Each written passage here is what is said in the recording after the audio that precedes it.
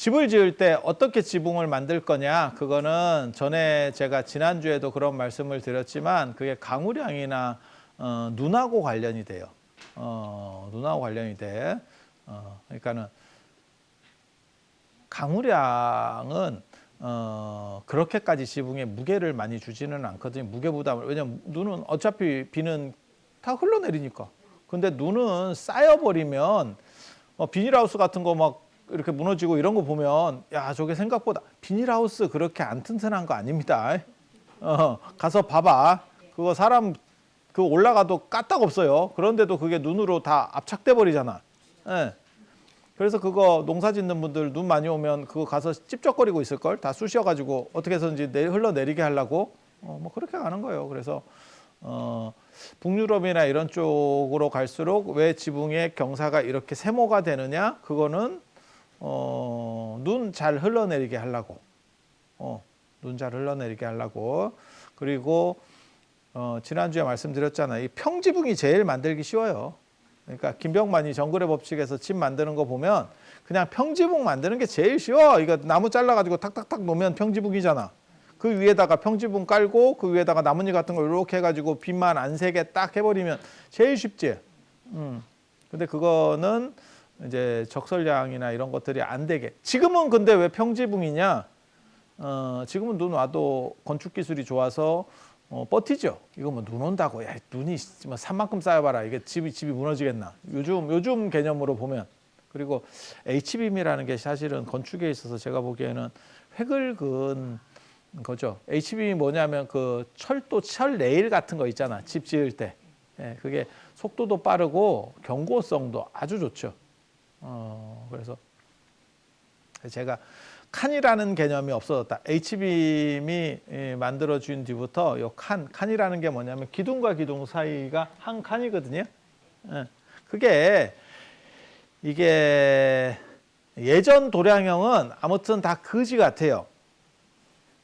정확한 요 센치가 있느냐? 그게 쉽지 않습니다. 모든 도량형이 마찬가지예요. 그래서 팔 길이, 한 사람의 팔 길이, 그 다음에 요거 길이, 그 다음에 여기서부터 여기 길이, 뭐 이런 거거든. 이런 거 길이, 이런 거 하면 촌, 뭐 이래가지고, 뭐 이렇게 나오는 건데, 사람마다 달라요. 사람마다 달라. 그리고 모든 도량형의 기준은 인간의 신체입니다. 자를 가지고 다닐 수가 없잖아. 그러니까 자 개념이 뚜렷하지 않을 때. 그래서 신체를 가지고 쟀고, 신체를 가지고 쟀고, 근데 그게 오차 범위가 상당히 큰 거지. 한 뼘이라고 생각해봐. 보살님들 뼘하고 우리 뼘하고 야, 그거 쉽지 않잖아. 그 극복이 잘 안 되잖아, 이게. 그래서 그런 문제들이 계속 존재하는 거예요. 그래서 예전에는 기술이 별로 안 좋을 때는 요게 요 한 칸이라고 하는 게 한 1.5m 정도밖에 안 돼요. 못 벌려.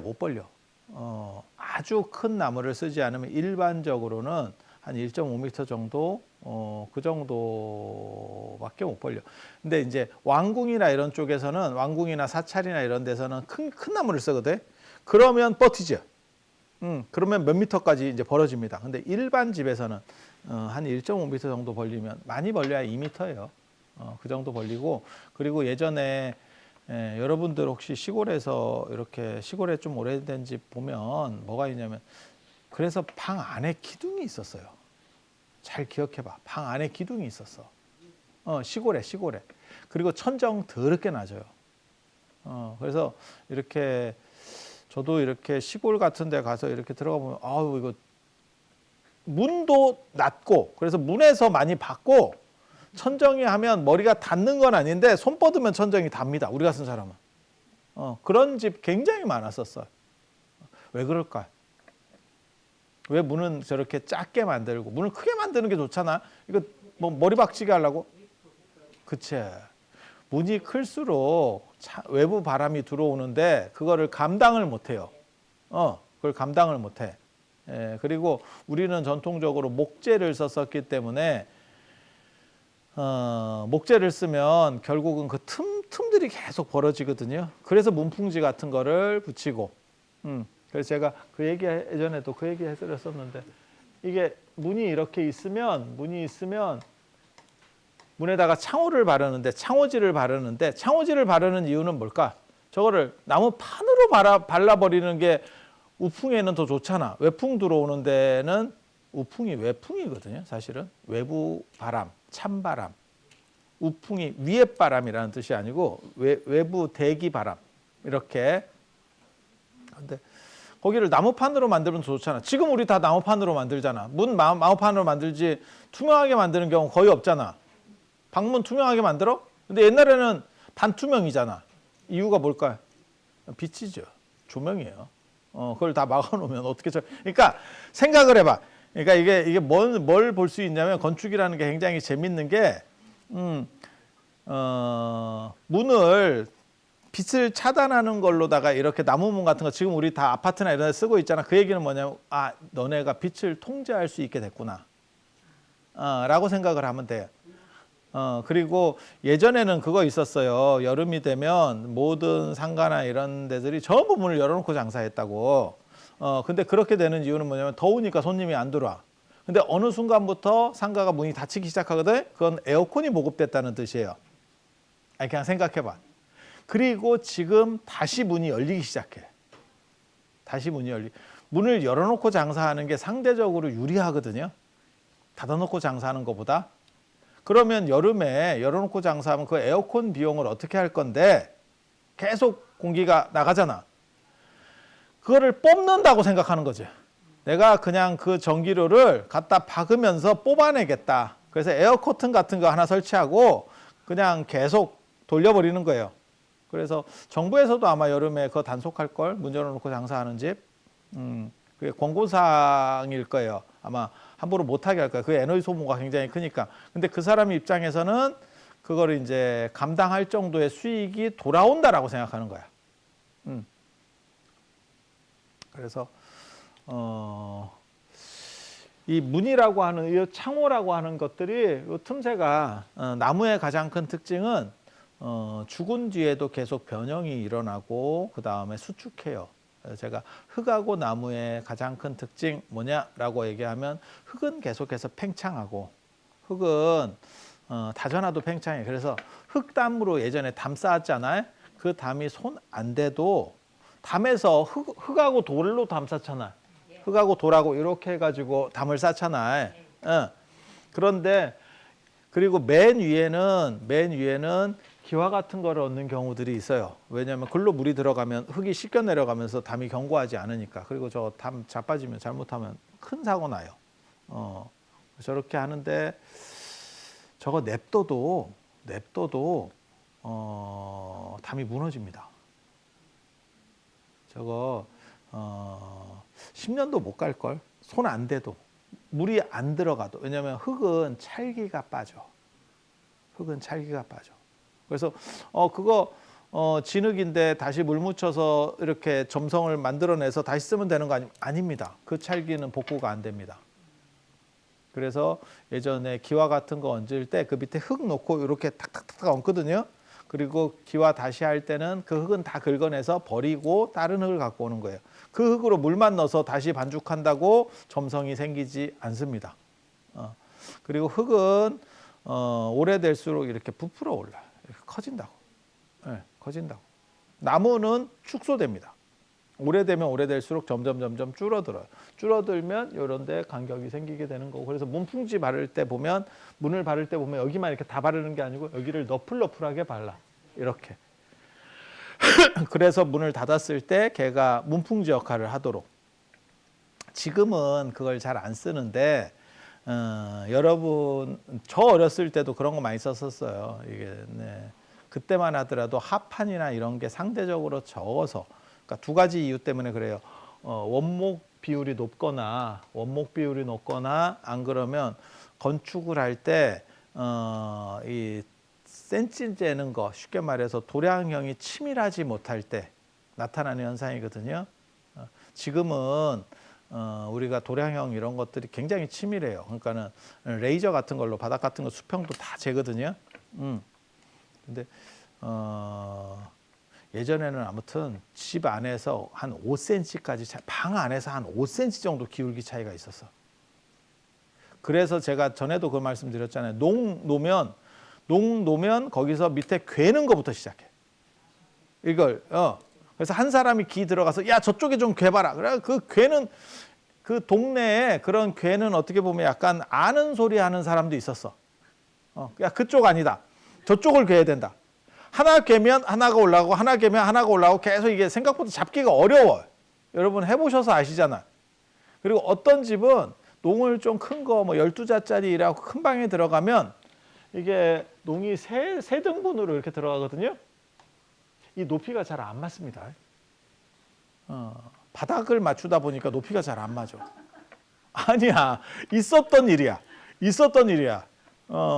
저거를 맞춰야 되는 거 아닙니까? 그냥 살더라고요. 귀찮으니까. 저거 맞추려면 계속 이거 판자떼기. 그래서 이삿짐 센터 사람들이 그 판자떼기를 아예 가지고 다녔었어요. 그리고 또 그 판자도 구하기 어려워가지고 신문지 접어서 뭐 하고 신문지 접어서 놔둬봐라. 좀 지나면 또 한쪽이 또 깔아앉아가지고 아유 내가 진짜 그런 미개한 나라에 살고 있었지. 근데 지금은 수평 맞추기가 그 레이저로 이게 수평계가 쫙 있어요. 그래서 그게 이렇게 도구들이 있는데 이렇게 놓기만 하면 그 바닥치기가 상대적으로 쉬워졌습니다. 벽도 마찬가지고. 그래서 예전에 이런 치수 같은 거를 잘 재기 어려울 때 눈대중이 많을 때는 나무판 문을 써놓으면 이 옆에가 잘 안 맞아. 그래서 뭐가 있었냐면 그 스티로폴로 된 문풍지가 있었잖아. 그죠? 그래갖고 이렇게 스티로폴 이렇게 해가지고 똘똘하게 노란색으로 이렇게 말려 있었던 거죠. 그걸로 이렇게 문을 이렇게 붙이지. 그러면 초반에는 문이 또 빡빡해서 문이 잘 안 닫힙니다. 그러다가 나중에는 또 지들끼리 눌려가지고 그러면 그 다음에 되면 하나를 또 더 붙여. 생각해보면 참 이게 나란가 싶지. 그렇게 살았었어. 여러분 어렸을 때 그렇게 사셨었어요. 그리고 합판이 들어오면서 집성목이나 합판이 들어오면서 틀리는 게 적어졌죠. 그러니까 오래돼도 안 틀린다고 나무들이 줄어들지도 않고 그냥 그대로 있는 거예요. 그러면 지금은 집에 그 노란색 문풍지 쓰는 경우 없잖아. 네. 없잖아. 아파트에서 그런 거 쓰면 진짜 저도 제가 저 울산에 저 문 만드는데 저는 뭐라고 얘기했냐면 저런 나무문 저런 거 만드는데 저는 뭐라고 얘기했냐면 나무문 하지 말고 플라스틱으로 해주세요. 내가 이랬거든. 그럼 플라스틱이 더 싸냐? 그렇지 않아요. 플라스틱이 더 안 쌉니다. 그런데 왜 플라스틱을 선호하느냐? 만들어 놓으면 플라스틱인지 일반인은 나무인지도 구분도 잘 못해. 그 정도로 비슷하게 만들어. 그런데 저는 나무를 신뢰하지 않습니다. 나중에 언젠가라도 뭐 물 타고 어떻게 되면 변형할 수 있거든. 그래서 합판은 변형이 없는데 저런 정도 나무만 돼도 저거 변형이 생겨요. 물 맞으면 습도나 이런 거 잘못 맞으면 변형 생겨.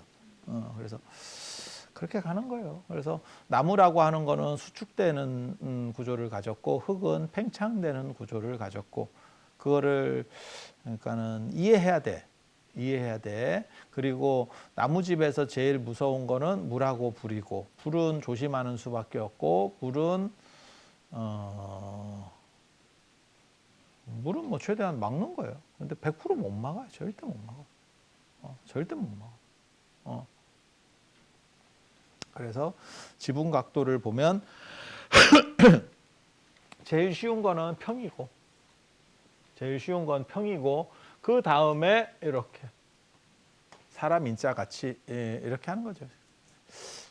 내가 집 지으래도 이런 방식으로 발전할 것 같아. 요거 한번 해봤다가 좀 문제 생기면 요거를 하는 거죠. 요거를 맞배 지붕. 사람 인자 같이 생긴 거 맞배 지붕. 용어를 딱 들어보면 이게 쟁이들 용어거든. 쟁이들 용어. 배를 대고 둘이서 이렇게 있는 거예요. 배 대고 있다. 맞배 지붕. 그러니까 용어가 세련되지 못하고 한자 어투가 아니라는 거는 쟁이들은 가방끈이 짧아요. 그래서 긁어내면 그랭이질 뭐 이런 식으로 하거든요. 그분들은 그렇게 표현해. 그래서 세련될 필요도 없고 그거 뭐 그래서 맞배 지붕. 그래서 이렇게 놓는 방식의 지붕이 여기서 보면 95쪽에 중간에 있는 게 저게 맞배 지붕. 맞배 지붕. 그래서 사람 인자가 생겼어. 근데 요거의 단점은 요게 만들기는 더 쉬운데 요거의 단점은 양옆에는 물로부터 보호되는데 옆에가 잘라진 김밥 같이 생겼어요. 그래서 이쪽으로 물이 치는 게 방법이 없어. 그래서 여기다가 판때기를 이렇게 붙입니다. 풍판이라고 하는 건데 이렇게 붙여. 나무 판때기. 그리고 야 저거 붙여가지고 지금 여기는 안 붙였는데 이렇게 되면 이제 비에 다 쓸려 나가요. 참고로 말씀드리면 이게 지금 두 번째 그림 봐보세요. 두 번째 옆에 95페이지 두 번째 오른쪽 그림 보면 옆에가 비어 있잖아. 근데 이게 옆에 그 노란색에 있는데 원래는 그림이 다 있었어요. 비 들이쳐가지고 그림이 다 쓸려내는 거예요. 그래서 아무 그림이 없는 것처럼 저렇게 보이는 거예요. 사찰 건축은 빼꼼한 데가 없습니다. 빼꼼한 데 없습니다. 그래서 전부 뺑기를 칠하고 벽 같은 데는 전부 그림 그리고 그림을 그리고 원래 그렇게 하는 거예요. 그래서 제가 주련 같은 거 붙이는 거 아니다라고 말하는 거예요. 주련 같은 거 붙이는 거 아니다. 그림이 더 우선이라니까. 그림이 공이 더 많이 드는데 왜 그 위에다가 쉽게 말해서 명품 옷을 안에다 입고 밖에 동대문을 입는 거하고 똑같은 거예요. 미친 짓이거든. 그건 그렇게 안 입어 사람들이. 비싼 걸 왜 드러나도록 하지. 그래서 그렇게 가는 거고 그림을 그리는 이유는 왜 그림을 많이 그릴까? 그림이 직관적이죠. 우리 뭐 생각하시면 되냐면 도로 표지판 생각해봐. 도로 표지판을 글자로만 쓴다고 생각해봐. 그림을 안 그리고. 훨씬 눈에 안 들어오지. 그리고 또 뭐가 있냐면 예전에는 글로 잘 못 쓴 이유가 문맹이 무지하게 많죠. 90몇 프로가 문맹이라고 생각하면 돼. 그러면 그림으로 해놓으면 사람이 글씨를 몰라도 대충 이렇게 판단합니다. 우리가 그러니까 제가 그래서 그 얘기 하는데 제가 어렸을 때 전 세계적으로 먹혔던 사람들이 몇 명 있어요. 그 시절에. 우리 어렸을 때 기준이에요. 여러분 때는 아마 달았을 거야. 그게 아랑드롱 같은 사람이 먹혔어. 잘생긴 얼굴로. 왜 먹혔는지 알아? 이유는 간단해요. 그냥 그거는 눈으로만 보면 되는 거야. 그냥 뭐 그 사람의 뭐 말을 하느냐 인성이 필요 없어. 얼굴이 먹히는 거예요. 기술로 먹혔던 사람은 데이비드 카퍼필드입니다. 데이비드 마술사. 뭐 자유의 신상을 뭐 없애고 자유의 신상 어떻게 없앴는지 나중에 나왔죠. 자유의 신상. 그거 저도 보고 또 되게 신기했거든. 자유의 신상이 이렇게 커튼 같은 거 이렇게 해갖고 쫙 세웠다가 싹 하니까 없어졌잖아. 그런 거 혹시 못 보셨어요? 어렸을 때? 그래? 야, 그거 전 세계적인 거였는데? 그게 여기 자유의 신상이 있잖아. 나중에 밝혀진 바에 의하면 자유의 신상이 있잖아. 이거를 커튼 한다고 없앨 수가 없잖아. 아니 그렇잖아. 작은 거면 어떻게 옮긴다라고 생각할 수 있는데 야, 그 큰 걸 어떻게 옮겨? 불가능하잖아. 나중에 그 트릭이 밝혀졌을 때는 어땠냐면 오만 현란한 입을 털고 주위를 분산시켜서 요거를 이렇게 돌리는 거예요. 객석을 돌리는 거야. 객석 전체가 돌아가게 만드는 거야. 근데 네가 인지하지 못할 정도로 돌리는 거야. 그래서 칸막이가 떠났을 때 네가 보고 있는 거는 이쪽 방향이 아니고 이쪽 방향인 거야. 그러니까 자유현상이 없어졌어. 근데 돌아가는지 인지를 못하게 만들. 그러니까 그 무대 제작비가 무지하게 많이 든대. 그거 하려면. 우리도 어디 이렇게 중국이나 이런 데서 공연 보면 무대 돌아가는 공연이 있어요. 무대 돌아가는 공연이 있다고. 그러니까 이쪽에서 준비하고 한 팀은 이쪽에서 준비하고 이쪽 보다가 이쪽으로 딱 돌리면 그러니까는 보통 이제 전방향만 무대가 있는 팀들은 하나 끝나면 막 내려오고 뭐 이렇게 그냥 설명이 들어와. 막 이렇게 쓸데없는 소리를 해. 그게 지 안에서는 막 바꾸는 거지. 막 뛰어다니고 있겠지. 근데 무대가 돌아가는 쪽은 어떻게 하는 거냐면 이쪽에서 준비하고 이쪽에서 공연 끝나면 돌려버리거든. 착착착착 하면 공연이 안 끝나고. 아니, 맞잖아. 생각을 해보면. 돌아가는데 한 번도 못 봤어요? 돌아가는 무대? 근데 그 돌아가는 무대의 단점이 뭐냐면 시간 지나면 출입이 안 돼요. 한 방향 무대는 좀 늦게 가도 들어가세요 이러는데 이게 돌아가는 무대는 시간 늦으면 야, 못 들어가. 그게 위험해. 아니, 돌아가기 때문에 어두운 데서 보통 이게 무대는 밝고 객석은 어두운데 거기 사람들 다칠까 봐 출입 안 시킨다고. 그래서 그렇게 가는 거예요. 근데 나 만리장성은 도대체 어떻게 했는지 나 잘 모르겠어. 그거 최현우도 하던데. 최현우도 수원 화성에서 했었는데 나 그거 어떻게 했는지. 그거 통과하는 거 있잖아요. 만리장성 통과하는 거 데이비드 카퍼필드가 했었고 최현우도 그 수원 화성 이렇게 통과하는 거 있었거든. 벽 통과하는 거 나 어떻게 하는지 그거 잘 모르겠는데 몰라. 찾아봐도 그건 안 나와. 우리 그런 것도 관심이 있잖아. 저 어떻게 저렇게 하지?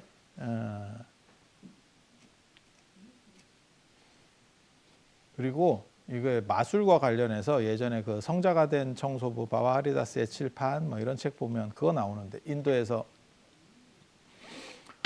뛰어난 요기, 그러니까 요가 수행자라고 말하는 놈들 중에 실제로는 마술을 배워서 사기치는 경우가 많다.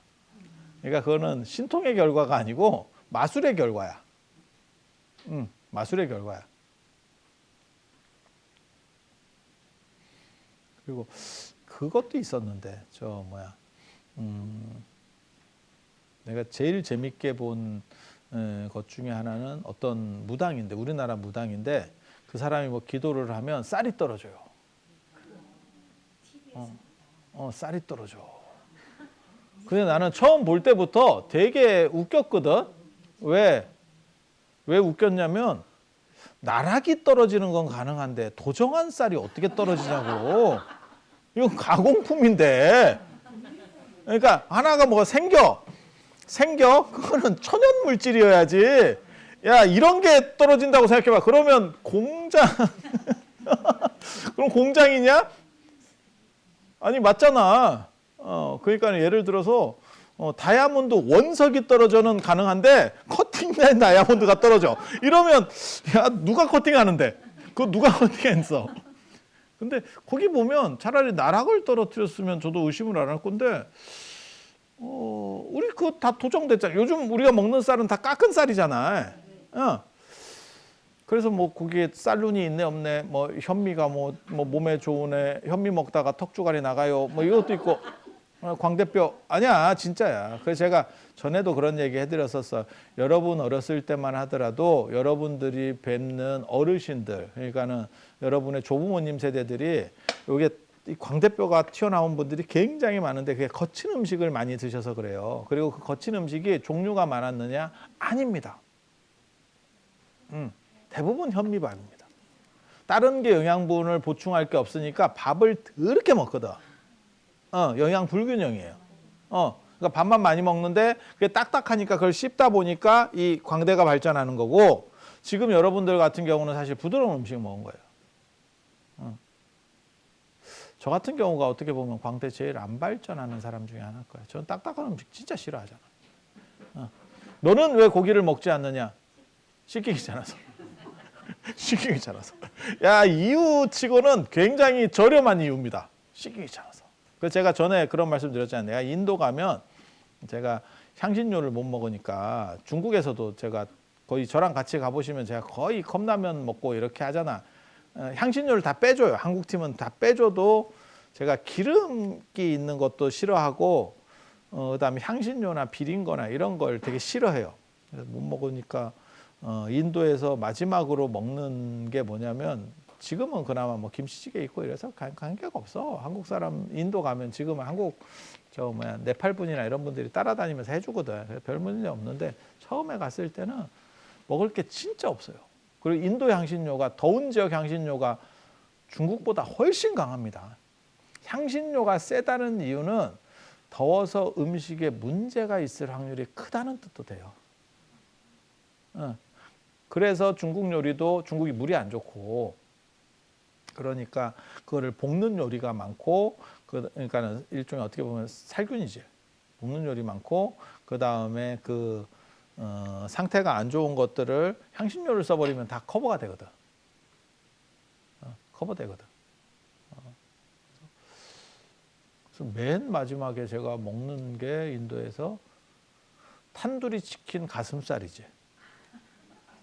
탄두리 치킨이 뭐냐면 그냥 오븐이 아니고 원래는 약간 소똥 화덕에다가 이렇게 굽는 뭐 이런 거 있어요. 난도 그렇게 굽거든. 난이라고 아세요? 피자 도우 같은 거 얇은 거. 그것도 원래 소똥 화덕에다가 이렇게 소똥가루가 좀 묻어. 아니야 진짜야. 그런 거 다 생각하고 먹으면 못 먹는다. 근데 우리는 사실은 위생 개념이 그렇게 뛰어난 사람은 아니어서 그런데 무감각해요. 아니 우리 어렸을 때는 뭐 그런 거 더 그지 같은 것도 많이 먹었는데 뭐. 제가 깔끔한 편은 아니어서 나는 빗물 이런 것도 어렸을 때 학교 가다가 이렇게 고여 있으면 먹어보고 이렇게 하던 사람이어서 괜찮아. 괜찮아. 나 그런 데 대해서 좀 둔감하거든. 그리고 이렇게 있어서 여기다 소똥을 넣어서 연료를 써요. 요즘은 불로 쓸 거예요. 소똥이 더 아마 소똥이 더 힘들 거예요. 사람이 안 하니까. 여기서 태우고 여기다 이제 벽에다가 붙이는 거지. 이렇게 뭐라고 해야 되나? 약간 수건 같은 게 있어. 그래서 거기다가 그 도우 같은 걸 올려가지고 이렇게 안으로 기 들어가서 싹 붙이고 빠져. 불 사이로 들어가는 거야. 이렇게 머리를 내밀어서 이렇게. 뭐 그렇게. 근데 그런 거 이제 맛있다고. 어떤 사람은 소똥 화덕에 구운 게 더 맛있대. 불에 굽는 것보다. 일반 가스나 이런 것보다 더 맛있대. 어머니 손맛. 소똥의 향이라고나 할까? 우리도 그런 거 있잖아. 뭐 고기 중에 불향이 나요. 뭐 이런 거 있는데 저 소똥 향이. 그리고 생각보다 저게 그렇게 냄새 나지 않아요. 몽고 가면 양똥으로 하잖아. 몽고 안 가봤어? 게르 같은데 이렇게 가운데 난로 있으면 거기는 양똥이다. 양똥 뭔지 아시죠? 이게 동그란 거, 콩 같은 거. 콩 같은 거 있잖아. 그리고 분명한 건 초식 동물은 그렇게 냄새 안 나. 생각하고 달라. 그래서 탄두리 저는 이 가슴살 좋아합니다. 가슴살. 씹을 게 없어. 고기 중에서 가장 씹을 게 없어. 그렇지 않아? 그냥 씹히잖아. 안 질기잖아. 그 퍽퍽한 게 나아. 쫄깃한 거보다 퍽퍽한 게 나아. 쫄깃한 거보다. 그래서 제가 어렸을 때도 내가 백숙 먹고 이런 거 할 때도 그 가슴살만 먹고 이래서 사람들이 나를 다 좋아했었는데 그때는 다이어트고 뭐고 없을 때요. 그래서 사람들이 그걸 가장 싫어해. 근데 지금 뭐 다이어트 한다고 뭐 먹는데 옛날에 뭐 먹을 거 없는데 뭔 놈 다이어트냐, 그죠? 배 나오면 부잣집 부장님인데. 그래서 뭐 이런 것들 있어. 그래서 향신료는 전부 사실은 불교 타고 들어왔다라고 보시면 돼요. 그리고 동남아시아 향신료, 그러니까 더운 지역일수록 향신료가 강해요.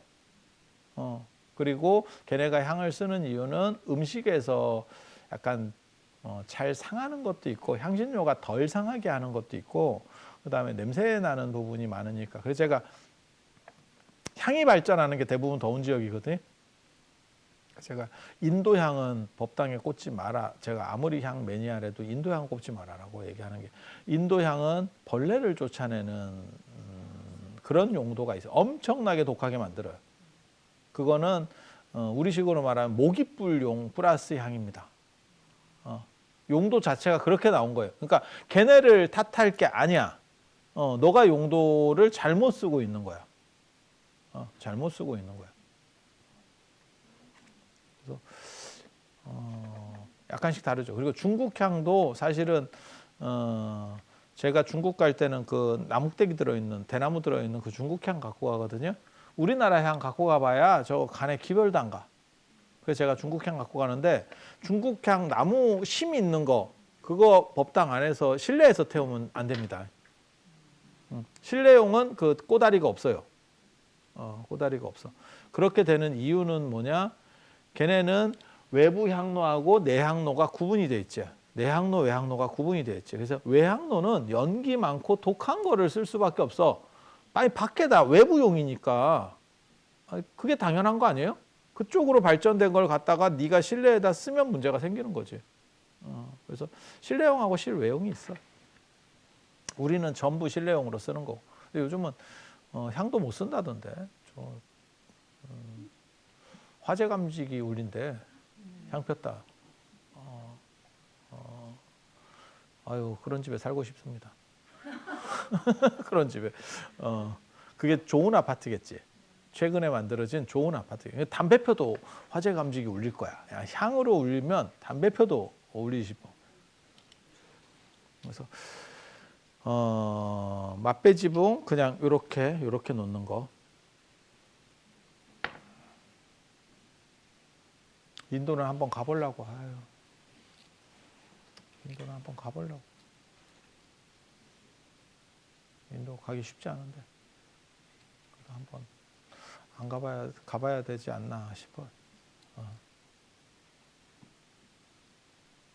제가 가보고 싶은 데가 있는데 거기는 이번에 못 갈 것 같고 저는 그 파키스탄 쪽에 제가 인도 중에서 안 가본 데는 그쪽만 안 가봤거든요.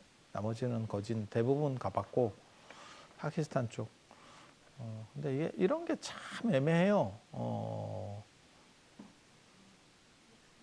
나는 안 가봤지만 내가 가보고 싶은 데를 갈 거냐? 안 그러면 쩌리들에게 맞춰서 그 사람들의 기준에 맞는 데를 갈 거냐? 이거 쉽지 않아. 이거 쉽지 않아.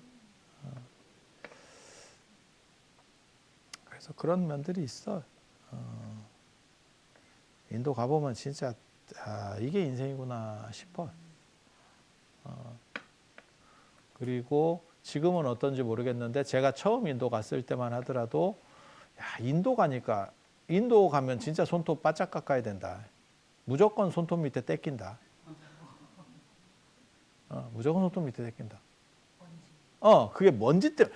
그러니까 이게 지저분한 거의 문제가 아니고 미세먼지, 이게 모래먼지 같은 거 있잖아요. 이 비포장도로. 우리 어렸을 때도 손톱 밑에 떼꼈던 게 생각해 보니까 비포장도로랑 관련되는 것 같아. 그리고 그게 외기가 완전히 차단이 안 되는 거야. 외부 공기가. 그러니까 그게 이제 왔다 갔다 하면서 결국은 껴. 그러니까 깨끗한 거랑 그러니까는 안 씻는 거랑 별 관계가 없는 것 같아. 안 씻는 거랑 공기랑 관련이 있어. 공기랑. 그래서 인도 가면 처음에는 진짜 재밌었다고. 야, 내가 이런 거지 같은 나라 진짜 뭐 이런 게 다 있나 싶은 생각을 했었어. 예. 그리고 인도 갈 때는 절대 그 천 가방 가지고 가면 안 되고요. 가죽 가방 캐리어는 가죽 가방이 아니고 그 플라스틱 갖고 가야 됩니다. 진짜 웃겼다니까. 진짜 웃겼다니까. 그 한 4시간인가 5시간 그 버스 타고 갔다가 내렸는데 가방이 모든 사람의 가방이 회색입니다. 밑에 버스 밑에 넣은 거 아닙니까? 너 거기야, 거기. 거기에 있었어. 그래서 그거 털어내는 게 보통 일이 아닙니다. 그 틈새에 다 백히거든. 그래서 수건으로 때려서 터는데 플라스틱 가방 갖고 가야 돼. 그건 밀어내면 되나. 그리고 걔네는 제가 처음 인도 갔을 때는 지금은 그 정도까지는 아닙니다. 양 도로에 버스를 타고 가잖아. 그러면 양 도로에 사람들이 아침에 쫙 앉아 있어. 이게 도로가 있으면 도로 옆에 인도에 우리식으로 말해 인도에 사람이 쫙 동네 사람 다 나와서 앉아 있어. 싸고 있는 거예요. 싸고 있는 거예요. 다 관계 없습니다. 열심히 쌉니다. 그럼 뭐 여자는 안 싸나? 여자는 어떻게? 여자는 토하나? 다 싸. 335 다 이렇게. 그 얘기는 뭐냐면 그 흙먼지가 단순 흙먼지가 아니라는 거를 얘기하는 거예요. 그리고 그 조고각화가 저절로 된다. 발밑을 이렇게 잘 봐라. 이게 저절로 된다. 밟으면 차 안 태워준다.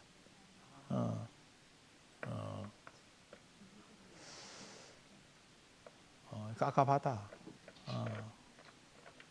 속 거 밟으면 그나마 다행이고 사람 거 밟으면 그 태워주면 진짜 차 전체가 난리 난다. 그렇게 조심하라 그래도 그걸 또 굳이 밟고 와서 나중에 생수로 씻는다고 하면서 갖고 와가지고 나뭇가지로 파봐라. 그게 보통 일인가? 그럼 어쩔 거야? 신발도 없고 버릴 수도 없고 어떡할 거야? 그냥 뭐 맨바닥에 이렇게 물 해가지고 밀어내면 닦일 것 같아? 그 사이사이에 다 박혀 있는데 운동화 사이사이에 그럼 파내야 돼. 한번 파봐. 인생 이게 인생이구나 싶은 생각이 들걸. 아무튼 인도 재밌어. 인도 재밌어. 그리고 진짜 거지 같지. 그리고 인도는 그 인도 비행기만 타도 그 냄새가 나요. 인도 냄새가. 그 향신료 냄새. 그래서 누가 그러더라고요. 인도 비행기 타지 말고 대한항공이나 이런 거 타면 안 돼요? 안 돼요. 안 돼요. 무조건 인도 비행기를 타고 가야 돼. 네. 인도 갈 때는 국내선을 안 타면 뭐 대한항공을 타든 아시아나항공을 타도 돼. 근데 국내선을 타야 되면 무조건 인도 비행기를 타야 돼. 그게 연결편을 해놓거든요. 연결편을. 내 아는 모모 스님이 끝까지 우기고 대한항공인가를 뭐 타고 갔죠.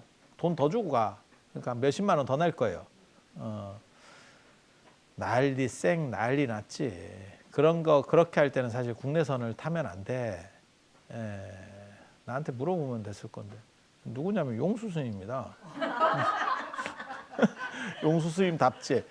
국내선 연결편을 잡아놨는데 인도는 이게 연착이 되게 심해요. 그러면 어떻게 되냐면 얘가 오기 전에 얘가 간다니까. 가면 무슨 일이 벌어지냐면 비행기가 없어. 그러면 하루 자야 돼 거기서. 이게 연결편으로 해놓으면 얘가 물어주게 돼 있어. 이게 앞에 게 연착이 돼가지고 뒤에 걸 못 탔으면 항공사에서 책임을 져줘야 돼. 그러니까 방도 지가 잡아주는 거고 못하게 되면 방을 지가 잡아주는 거고 그 다음에 다른 항공편으로 지가 대체를 해줘. 근데 항공편이 다르잖아? 그러면 철저하게 그거는 전부 다 네 일입니다. 그 얘기는 뭐냐?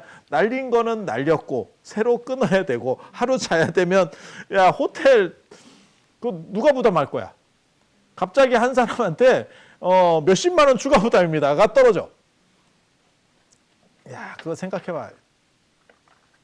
진짜 욕 태바가지. 상황이 그러니까 차마 말을 못할 뿐이지.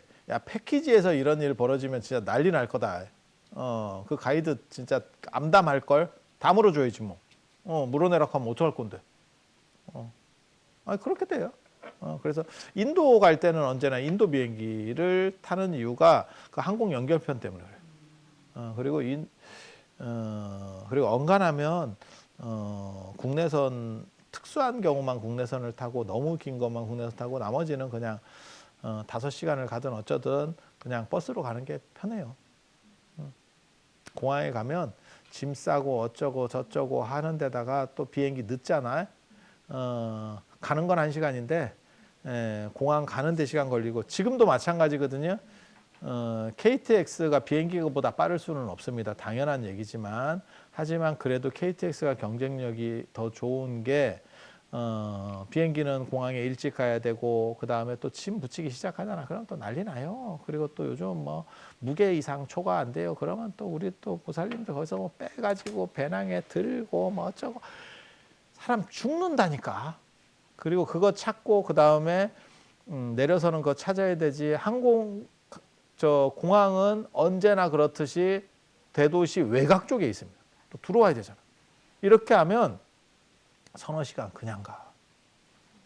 서너 시간은 뭐 비행기 1시간 타려고 한 4시간 간다. 게다가 인도 비행기는 연착도 더럽게 많아요. 기차도 연착한다니까요.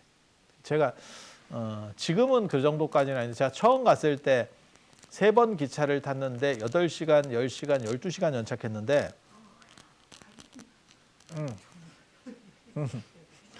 이 연착이 대단해. 그런데 나는 그거는 처음 봤다니까. 비행기는 보통 30분 전에 가잖아. 그리고 이제 조금 공항이 번잡하거나 뭐 이럴 때는 좀 더 일찍 가야 돼. 그건 그냥 상식이고 인도는 기차역도 그때는 기차역도 일찍 갔어요. 기차역도 일찍 갔어. 그래서 내가 가이드한테 얘기했거든. 기차역을 시간 맞춰 가면 되지. 굳이 일찍 갈 필요가 있느냐. 그랬더니 그 가이드 말이 진짜 놀라운 말이었어. 인도는 일찍 왔다 가는 경우도 있습니다. 이게 무슨 또라이야. 아니 연착되는 건 어쩔 수 없고 일찍 왔으면 지가 기다렸다 가야지. 상식을 뛰어넘습니다. 일찍 왔다 간다는 게 말이 되나? 시간이 있는데 1시 기차인데 오다 보니까 12시 50분에 왔네. 그냥 사람 태워서 간다는 거야. 안 기다리고. 이게 인간인가 싶은 딱 그런 생각이 나오는 거죠. 좀 재밌어. 그래서 모디 총리가 그거 있었잖아. 인도에 뭐 화장실을 뭐 1억 개를 만든다는 둥 뭐 이렇게 얘기 나온 것도 걔네 화장실 없어요. 걔네 화장실 없어. 그리고 그게 먼지와 더불어서 다 이렇게 참 자연 친화적이지. 그래서 얼굴에 저 선크림 같은 것도 많이 바르면 거기에 이렇게 또 싹 또 이렇게 아이고 생각만 해도 재밌지 않아? 생각만 해도 재밌지? 가방에 그거 이제 캐리어에 또 그거 딱 묻어가지고 진짜 재밌지. 아무튼 뭐 그렇다 치고. 그래서 맛배지붕은 옆에 물이 들어간다라고 하는 단점이 있고 그거를 방어해내기 위해서 그러면 그렇게 하지 말고 맛배지붕은 이렇게 생긴 거예요. 맛배지붕은 이렇게 앞에서 보면 옆에서 보면 이렇게. 그래서 여기를 보충하기 위해서 이렇게 한 번 더 하자. 한 번 더 하자. 이런 팔짝지붕이. 앞에서 8팔자 같이 생겼다 해서 팔짝지붕. 그 95페이지 맨 위에 같은 저 팔짝지붕. 맛배지붕의 이 앞뒤에 있는 거를 옆으로도 한 번 더 배치하는 거예요. 별거 없어요. 별거 없어. 건축적으로는 훨씬 더 복잡합니다. 훨씬 더 복잡합니다. 이렇게 이제 지붕을 만들어 놓고 그럼 맛배지붕이 좋으냐 팔짝지붕이 좋으냐라고 얘기하면 건축비는 팔짝지붕이 더 듭니다. 일도 더 많고. 그런데 맛배지붕이 좋은 점도 있어요. 맛배지붕이 심플하면서 남성적으로 강해 보여. 그러니까 무게감, 중후함이 있어. 팔짝지붕은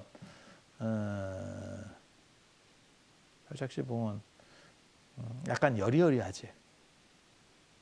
화려하고. 그래서 보통 한옥 건축 같은 경우는 이 두 가지를 섞어서 합니다.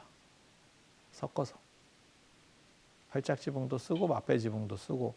그러니까 이건 돈의 문제가 아니고 디자인의 문제. 그래서 조금 강해 보이려고 하는 데는 맞배 지붕을 쓰고, 조금 부드러워 보이려고 하는 데는 팔짝 지붕을 쓰고.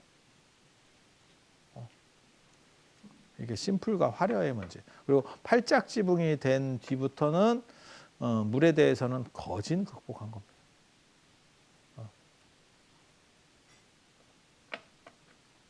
물을 극복하는 거예요.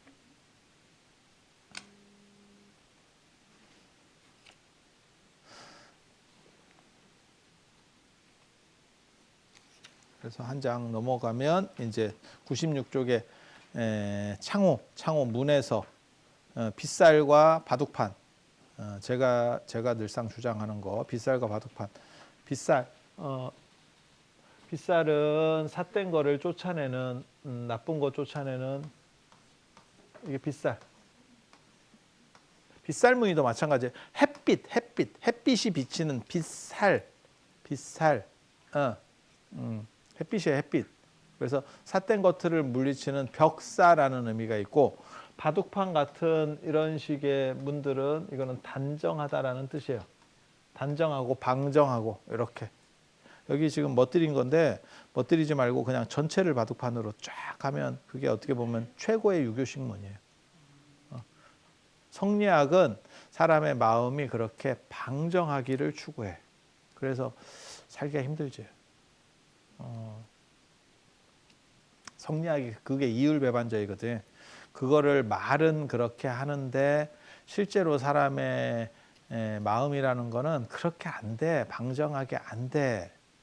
그래서 이제 이율배반적으로 움직이죠. 그리고 그게 오늘날까지 남아 있는 게 한국 사회에서의 체면 문화와 그 다음에 실리 추구. 어떻게 보면 김구라라고 하는 사람이 어떻게 보면 MC계에 저는 한 획을 그었다고 생각하거든요. 그전에는 MC는 그러니까 유재석도 MC계에 한 획을 그었고, 그거는 부드러운 리더십, 그다음에 존중의 리더십. 상대가 잘 드러나도록 하는 거. 그전에 MC들은 자기가 주도해서 뭔가를 이끌어 가려고 했었다면, 유재석은 사실은 게스트가 잘 드러나게 해주려는 방향의 생각을 한 거야. 김구라는 대놓고 그냥 있는 대로 얘기하는 거지. 그러니까 어떻게 보면 욕망적인 거지. 그러니까 돈 좋아하잖아요. 뭐 이런 거야. 돈을 싫어하지는 않는데 한국 사람들은 그것을 대놓고 말하는 거에 대해서 불편해합니다. 싫어하냐? 아니야. 좋아해. 제가 전에 그 얘기 해드렸잖아요. 서양인들하고 사람들은, 잘 모르는 사람들은 뭐라고 생각하냐면 동양인이 훨씬 더 정신적일 거라고 생각하거든요. 서양 사람들보다. 절대 그렇지 않습니다. 동양인이 훨씬 더 물질적입니다.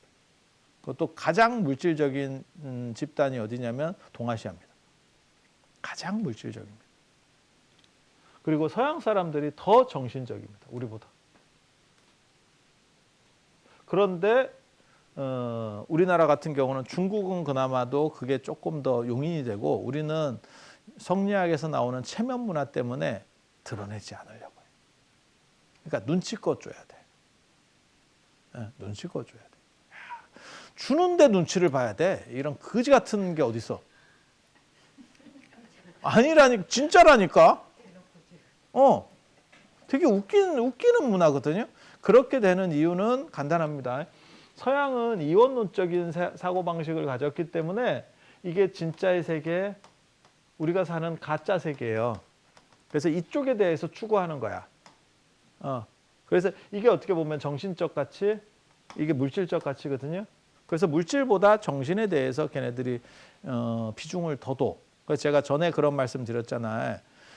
지금은 우리나라도 약간 바뀌었는데, 우리 어렸을 때만 하더라도 뭐 대학로라든지 서울역 앞에서 누가 공연을 해. 지하철에서 공연하고, 저희 어렸을 때 그런 게 좀 생기기 시작했어. 아무도 신경 안 써. 진짜 그냥 듣고 있지. 그거 돈 주는 놈 한 놈도 없어. 돈 안 줘. 그건 지가 좋아서 하는 거야. 지가 좋아서 하는 거야. 길에서 거리 공연을 하면. 근데 유럽에 가면 그렇게 거리 공연하면 사람들이 지나가면서 돈을 줘. 그 얘기는 뭐냐면, 네가 연주하는 거를 내가 듣고, 그러니까 상품으로 생각하는 거예요. 너가, 그러니까 저게 어떻게 보면 그질에서 주는 게 아니야. 그 질에서 주는 게 아니고 네 연주를 내가 혜택을 받기 때문에 얼마라도 보상을 해주는 거야. 그래서 그 사람들은 돈을 주는 거야. 그래서 거리 공연이라든지 뭐 거리에서 마술하는 것도 그거 괜찮은데? 라고 하면 얼마라도 지불한다라는 개념이 있는 거예요. 근데 동아시아는 절대 지불 개념이 없습니다. 그런 쪽에. 왜? 하나의 세계밖에 없어. 그러니까 요 정신적 가치가 물질보다 높다라고 생각하고 서양 사람들은 높다라고 생각하고 그것을 저 사람이 어느 정도 만족도를 줬을 때 이걸 주는 게 있다니까. 그게 인도부터 유럽까지 있어요. 이원론적 세계관에서 나타나는 현상이거든. 그래서 제가 그 얘기 하잖아. 부처님이 진짜 많은 얘기를 했는데 아마 인류 역사상 가장 많은 말을 한 사람 중에 한 명일 거야. 진짜 말 많거든. 그렇게 많은 얘기를 했는데 막상 돈 내라는 얘기가 없어. 이 양반에. 그래서 모든 절에서 불상을 팔고 있는 거야. 돈 내라는 얘기가 없어. 왜? 정신적 가치가 있는 데서는 이 정신적 가치를 얘기를 하면 물질적 가치는 이거는 등가 교환하는 거예요. 보시 개념도 마찬가지입니다. 보시라고 하는 것도 등가 교환이에요. 그러니까 예를 들어서 수행자는 정신적 가치를 파생하는 사람이고 정신을 파생하는 사람이고 그러니까 좋은 에너지를 만들어내는 사람이야. 그 사람이 신도한테 가서 꼭 신도가 아니더라도 일반 재가인들에게 가서 그 사람은 요거를 주는 거고 정신적 가치를 주는 거고 이 사람은 뭘 주는 거냐면 물질적 가치를 주는 그러니까 음식을 주는 거고 정확하게 말하면 한쪽에서는 음식을 주는 거고 한쪽에서는 그 대가로 정신적 가치를 주는 거예요. 그 정신적 가치는 두 종류입니다. 축원이든지 그러니까 능력이 안 되는 사람은 축원을 해주도록 돼 있고 능력이 되는 사람들은 그 사람이 좋아할 만한 법문을 해주게 돼 있어. 그래서 등가 교환이에요. 등가 교환. 그러니까 상담 어떻게 보면 그런 거 생각하시면 되지. 지금으로 말하면 상담하고 돈 받는 거. 근데 그게 현대 우리나라는 가장 늦게 생긴 것 중에 하나였다니까. 상담은 돈이 안 돼. 그래서 제가 그런 얘기 하잖아요. 사찰에서 왜 스님들이 신도를 잘 안 만나느냐? 축원을 하면 돈이 되는데 상담은 돈이 안 돼. 우리는 상담은 서비스입니다. 근데 한번 생각을 해봐. 내 자식이 지금 진로가 굉장히 좀 애매해. 그래서 좀 뭐 물어보려고 생각을 해. 안 그러면 지금 결혼을 했는데 지금 뭐 사내 맞사내 자기 딴에는 굉장히 머리 아픈 거야. 그래서 그 얘기를 스님한테 하려고 해. 까놓고 얘기해서 나는 듣고 싶겠냐? 나는 그 얘기 듣고 싶겠어? 아니 그렇잖아. 그러면 해법이 있냐? 해법도 마땅히 없어. 현실이 그냥 있는 대로 얘기하는 거야. 근데 그 사람 입장에서는 너무 답답한 거니까 그 사람이 요청하는 거는 들어달라는 거잖아. 1차적으로. 그럼 들어주면 구구절절하다. 진짜. 그걸 1시간이고 2시간이고 그 짜증나는 걸 들어줘야 돼. 그렇게 들어주고 나한테서 차를 얻어먹고 나한테서 염주를 받아가지. 끝. 그게 끝이야. 아니 진짜야 진짜. 끝이야. 그게 만약에 서양 쪽에서 이루어졌다면 그 사람이 돈을 놓고 간다니까. 그러니까 이쪽은 어떻게 발전하냐면 등을 팔고 뭐 판매야 전부 이런 게 전부 판매 쪽으로 가는 거야. 등을 팔고 기도를 할 때는 축원을 읽어주고 전부 판매야. 상담이나 이런 것들은 발전할 수가 없어. 이게 동아시아의 특징 중에 하나입니다. 그래서 제가 그런 얘기하는데 기부금 영수증이라고 말할 때 진정한 기부금이 있느냐? 다 판매 아니었냐?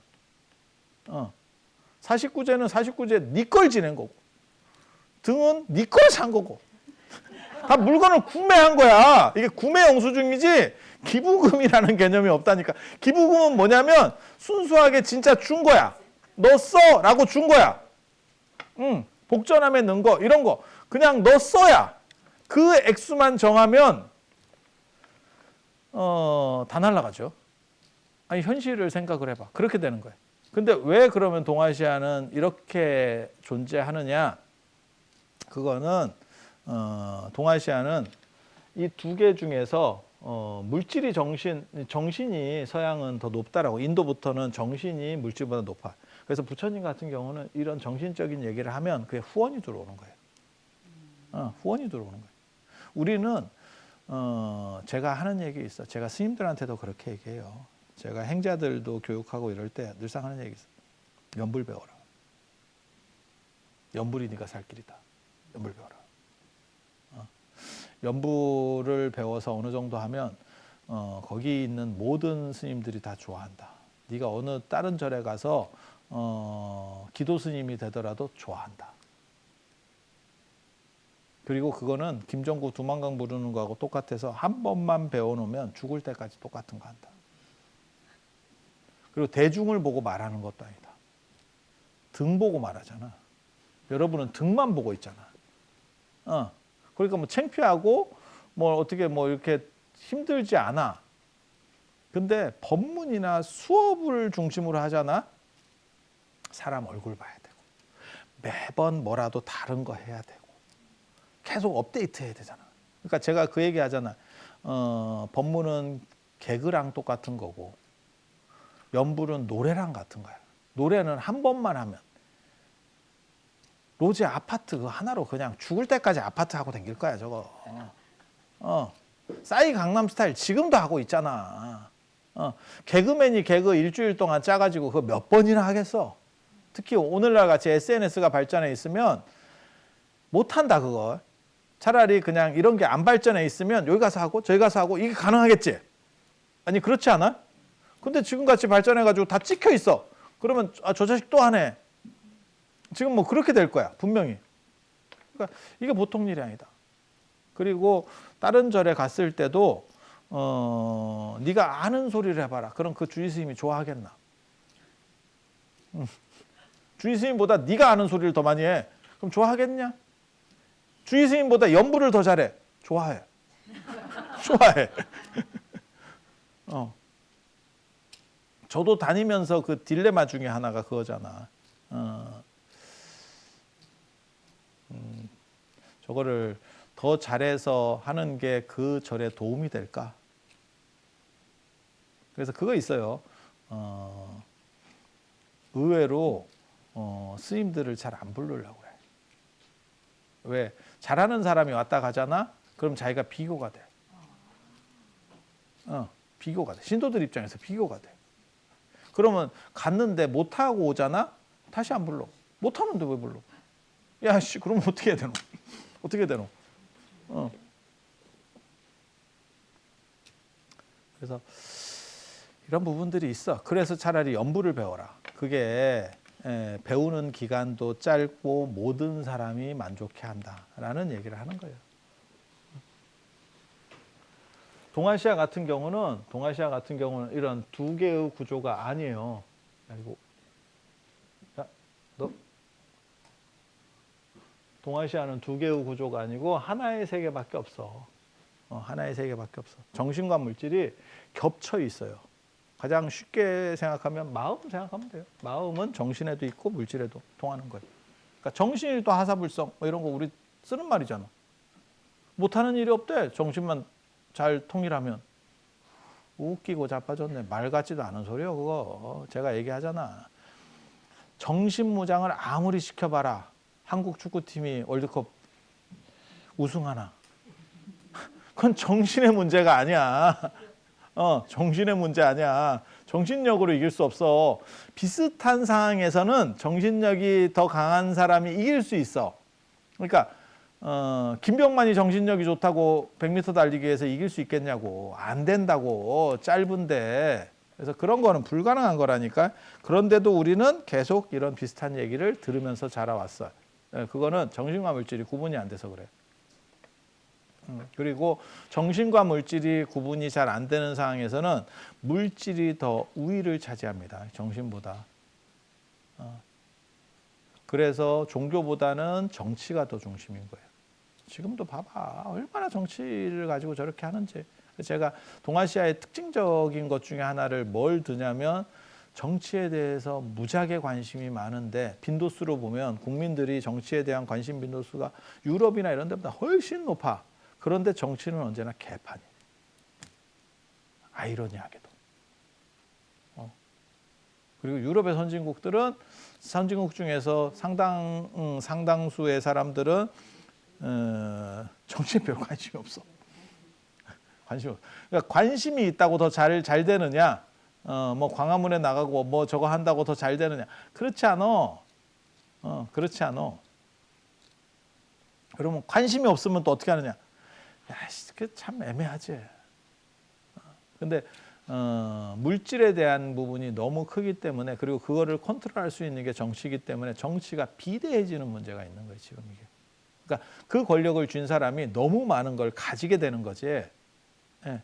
그러니까 그것도 지가 혼자서 다 하면 다행인데, 이제 혼자서 못할 경우에는 연합을 하잖아. 연합해서 먹잖아. 그러면 지분을 나눠주는 거지. 그 역관 인사인데. 그러니까 예를 들어서 내가 세력이 있어 봐. 그러면 그걸 가지고 쇼부를 간다니까. 쇼부 본다니까.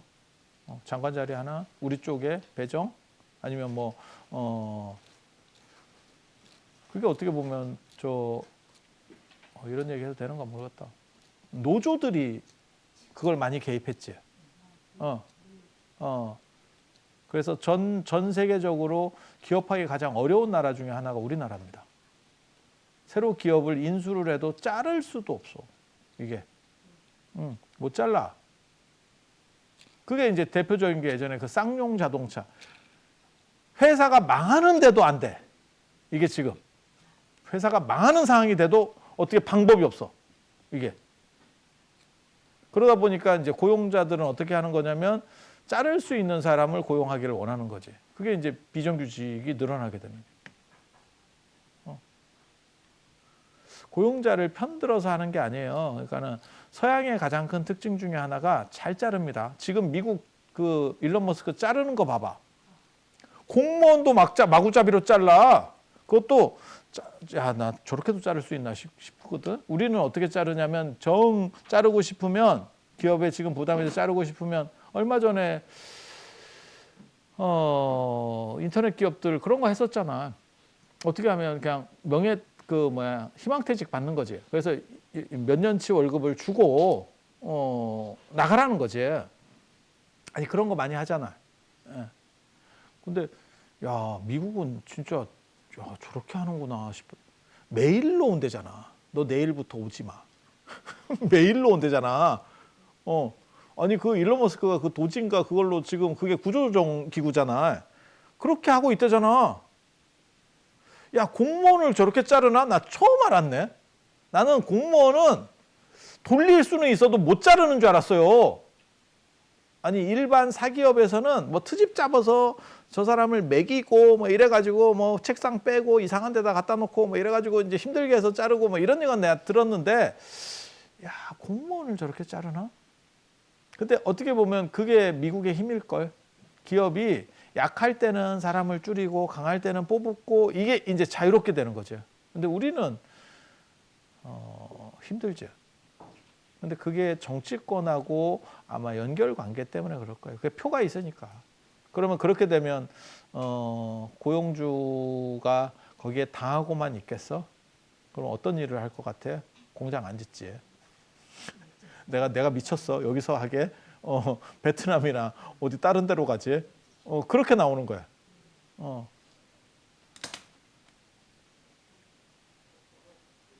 현대제철인가 뭐 저거 직장 폐쇄했잖아. 야, 고용주 입장에서 얼마나 짜증이 나면 직장 폐쇄를 하겠어. 그 얘기는 뭐냐면, 야, 나도 지금 목까지 찼다니까, 그 뜻이거든 사실. 그러니까 서로 죽자고 가는 거야. 그런 상황에서 내가 공장을 더 지을 여력이 있으면 여기다 하겠냐? 이 생각이 드는 거죠.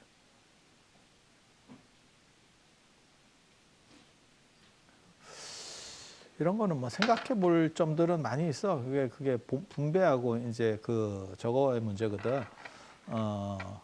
성장과 분배의 문제고, 그리고 민주주의, 저는 뭐 원래 민주주의를 별로 안 좋아하는 사람이라서 민주주의는 아유, 그 플라톤도 그랬다니까. 이상국가에서 민주주의에 대해서 비판적이었어요. 그리고 중국에서도 그런 식의 이런 데에 대해서 비판적. 이유는 뭐냐면 민중이 제대로 된 선택을 할 수 있냐에 대한 문제예요. 그리고 지금도 그 문제는 더 크게 벌어지고 있어. 어떤 부분에서 벌어지냐면 이건 새로운 부분에서 지금 벌어지는 문제인데 예전에 플라톤이나 이런 사람들이 얘기했을 때는 어떤 게 논점이었냐면 교육을 제대로 못 받은 비전문가들이 선택을 떼거리로 선택하는 게 의미가 있냐? 그건 선동에 쉬운 거 아니야? 라고 생각을 했던 거고 지금은 이제 전혀 다른 생각이 하나의 문제가 벌어진 거야. 그거는 70에서 100까지 사람이 예를 들어서 70에서 100의 사람이 나이가 100의 사람이 3분의 1이 됐어. 아니면 나중에 뭐 60 넘어가 2분의 1이야. 우리나라에. 그러면 저 표 얻으려면 그냥 노인복지 쪽으로 계속 공약 걸어버리면 돼. 지도는 아니니까 어차피. 그러면 이기거든. 누가 낼 거냐는 거지. 내는 건 누가 내냐. 아니 그거를 주는 거는 네가 주는데 내는 건 누가 낼래. 그 문제 벌어지는 거예요. 그렇게 되면 나중에 어떤 일이 벌어지냐면 그리스 같이 돼. 나라가 망하는데도 국민이 양보하지 않아. 나라가 부도가 나는데도 양보하지 않아. 우리가 그때 그리스 때 그걸 봤어요. 야, 저런 나라도 있구나. 우리는 나라가 망한다고 생각하니까 금을 모았었는데.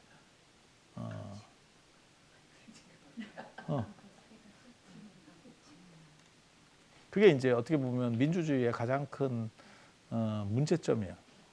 그러니까 독재나 이런 거 할 때는 저렇게 안 했어. 가장 효율적이라는 쪽에서 맨 놈이 해먹으니까. 그래서 제가 그 얘기 하는데 민주주의가 잘못되는 행태가 뭐냐면 독재는 몇 놈이 해먹는데 민주주의는 너무 많은 놈이 해먹어.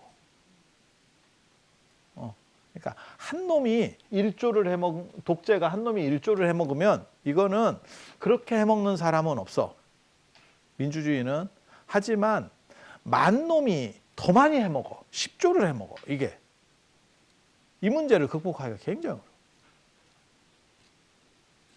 어려워. 그래서 우리는 차라리 한 놈이 해먹는 게 낫지 않나 뭐 이런 생각도 들고. 이거 답이 없는 문제입니다. 이거 아직 답이 없는 문제예요. 새롭게 나타나는 문제고. 왜 또 찔찔거리면서 와?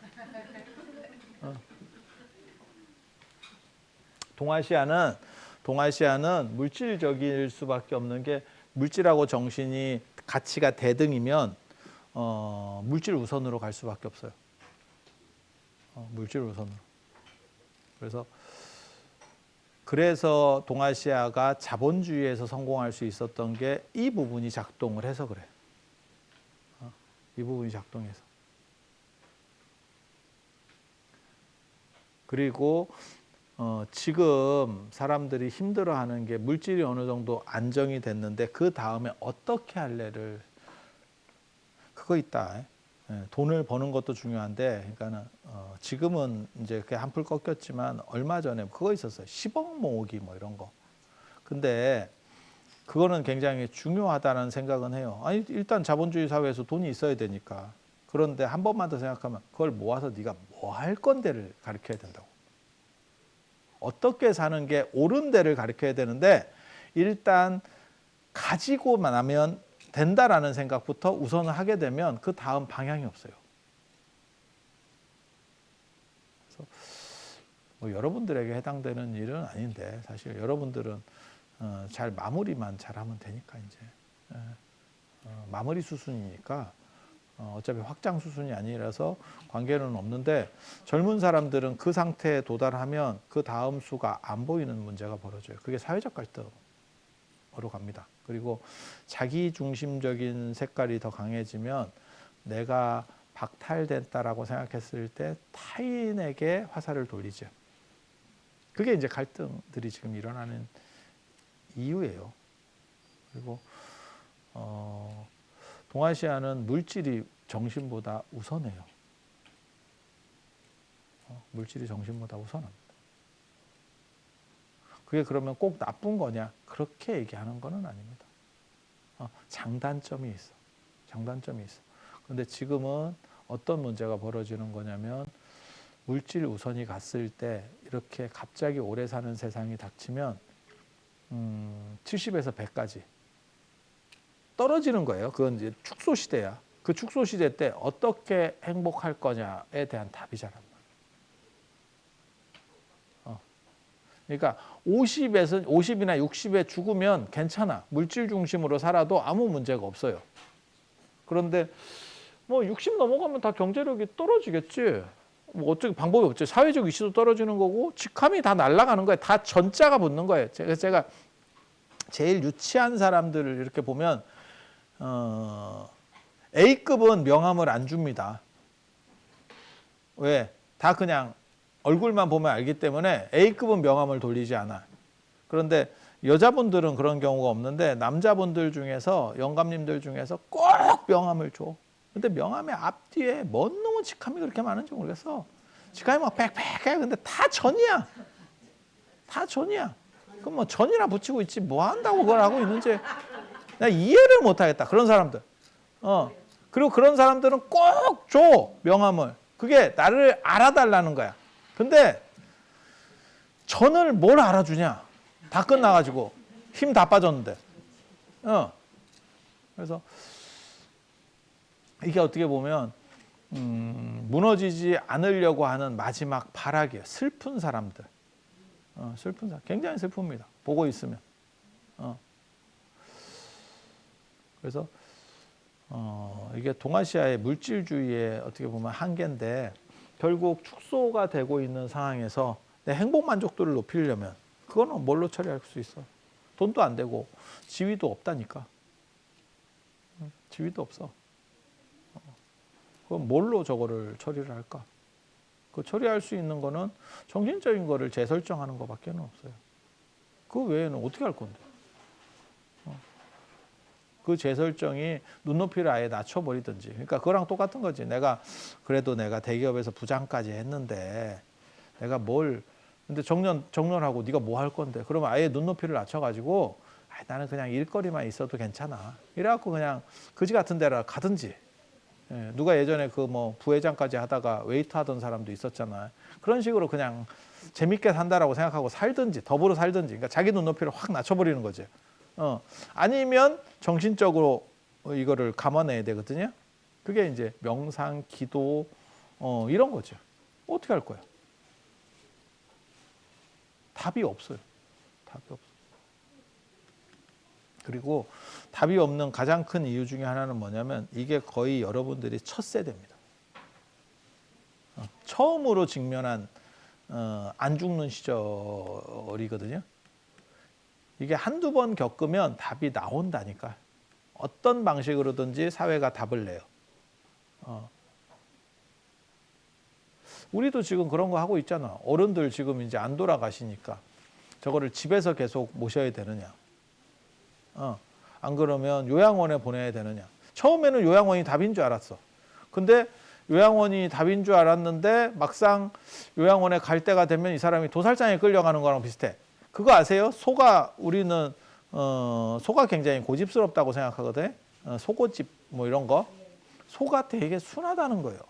근데 언제 소가 고집을 피우냐면 소가 그나마 지능이 좀 높기 때문에 도살장에 끌려갈 때를 안대. 그러니까 죽을 때를 안다는 거야.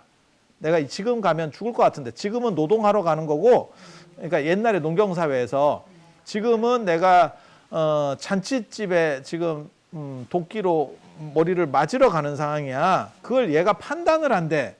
그래서 죽을 상황이 되면 애가 안 움직인대.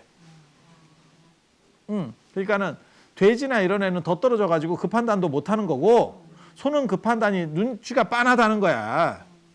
우리 개 키워보면 그런 거 있잖아. 저 자식이 진짜 눈치는 빤해가지고 그거 소도 그 판단을 한다는 거예요. 그래서 소가 안 움직이면 사람이 끌어도 소가 등치가 크니까 안 끌린다는 거예요. 그게 소고집이라는 건데 실제로 소가 고집을 피우는 거는 그때밖에 없대. 그거 좀 얘기 듣고 보면 슬퍼. 얘기 듣고 보면 슬퍼.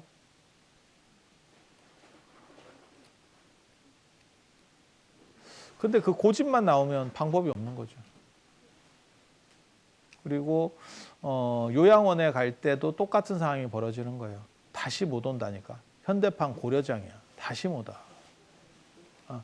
그리고 그거는 돈의 문제가 아니야. 저는 그거를 제 주변에서 진짜 확실히 목도했거든. 저도 요양원으로 가면 되는 거 아니냐고 했는데 한 달에 300, 400짜리 요양원도 그 사람은 싫어해요. 시설 좋고 뭐 병원까지 같이 있어요. 싫어합니다. 요양원 자체를 싫어합니다. 네가 그 갈 상황이 되면 지금은 안 싫어해. 지금은 어쩔 수 없으니까 그렇게 해야 되는 거 아닙니까? 그건 지금 아직 그 상황에 안 처해서 그래요. 소도 그렇게 생각할 수도 있어. 소도 뭐 죽을 때는 뭐 어차피 그렇게 가는 거지 뭐 영원히 사는 거 아니지. 이렇게 생각할지 모르지만 자기가 끌려갈 때가 되면 달이 안 떨어진대. 소가. 근데 똑같아요. 그러니까 요양원이 답은 아니야. 그러니까 제가 이 문제를 인지했을 때가 좀 됐죠. 그래서 제가 전에부터 계속 얘기하는 게 과부촌을 만들겠다. 기가 막힌 우리 발상. 그 과부촌 계획이죠. 과부촌 계획.